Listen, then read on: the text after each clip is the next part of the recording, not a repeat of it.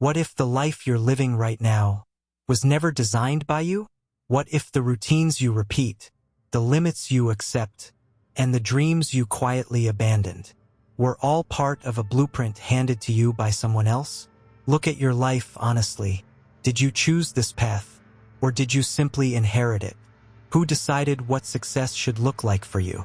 Who taught you how much you're allowed to earn, how safe your dreams should be, and how small your life must remain to feel responsible? And if your life were a building, would you proudly invite your future self to live inside it? Or would you apologize for the unfinished rooms, the locked doors, and the foundation built on fear? Why do you wake up tired? Not because you lack rest, but because you're living a life misaligned with who you truly are. What if that frustration you feel isn't failure, but a signal? What if the emptiness isn't a weakness, but an invitation to stop patching cracks and start redesigning everything? Because if you don't take control of the blueprint of your life, someone else already has.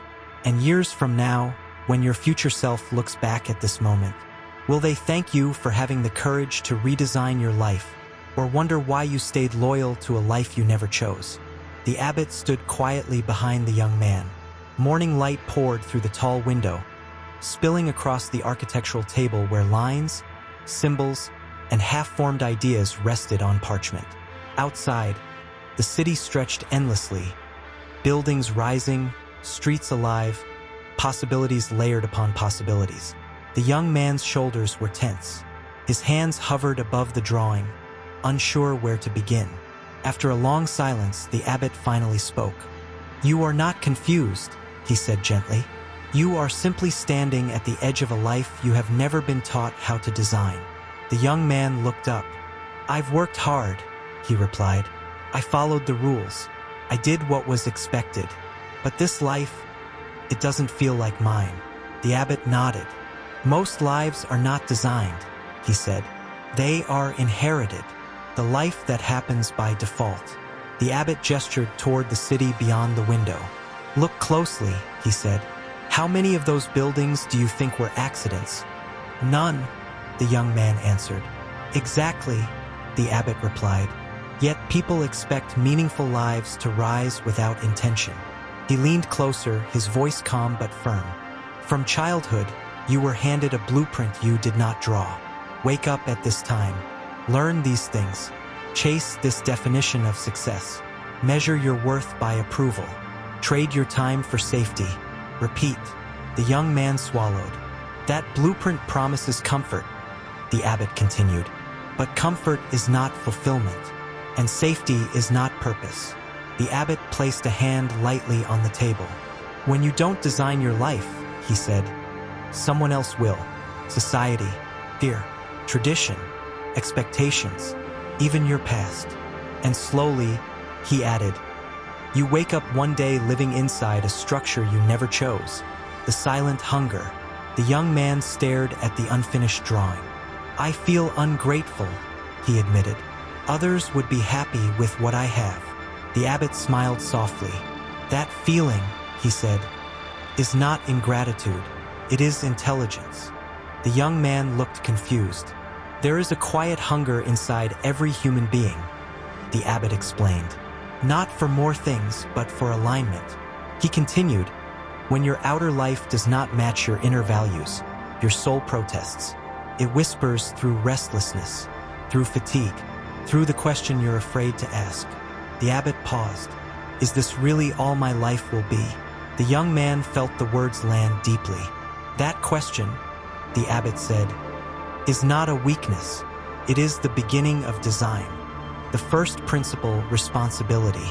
The abbot took a charcoal stick and placed it gently in the young man's hand. "You cannot design a life you refuse to take responsibility for," he said.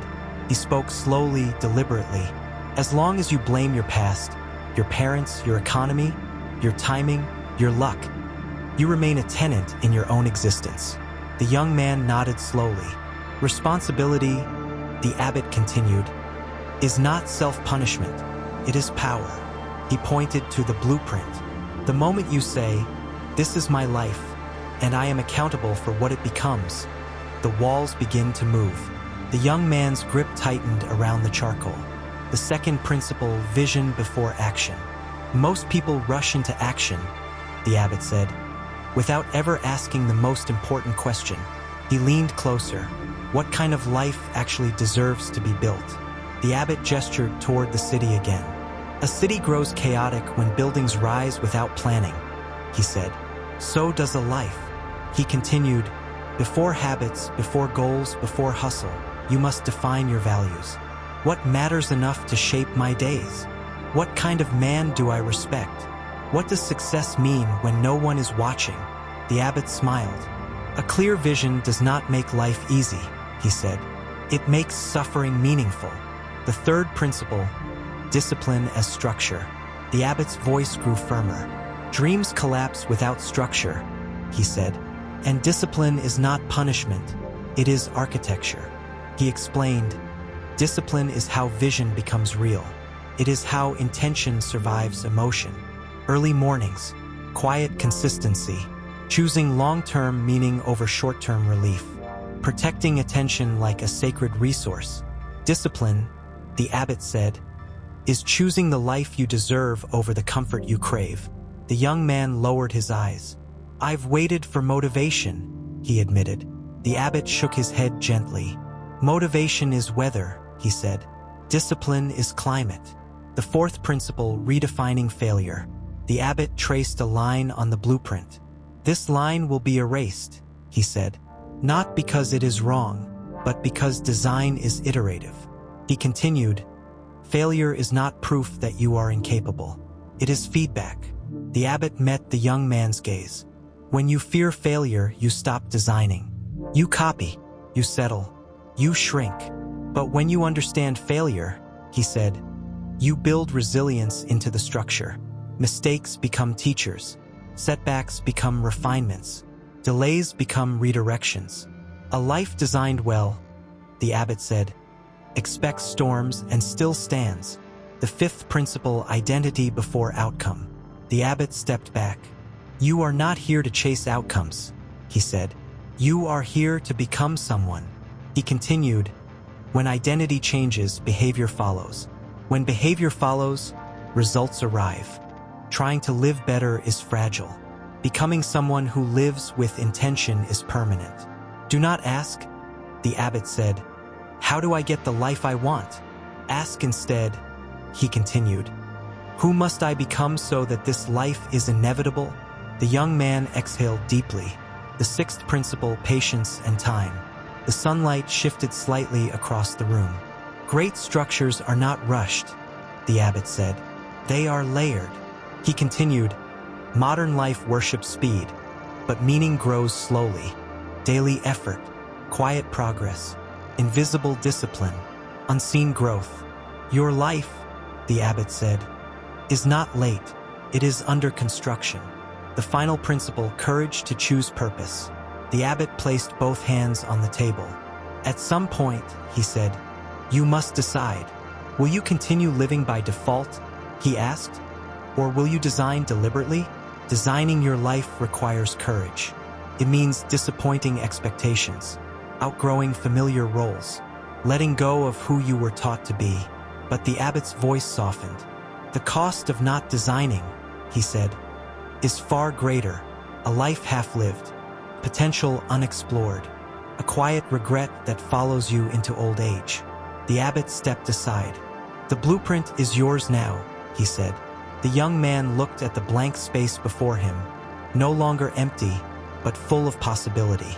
This will not be easy, the abbot added, but it will be honest. And when life becomes difficult, he said, remember this moment. You are not lost, the abbot concluded. You are designing. The abbot's voice lowered. You were never meant to merely survive the days given to you. You were meant to shape them. Design the life you deserve, brick by brick, choice by choice, becoming by becoming. And if this spoke to your soul, watch what comes next.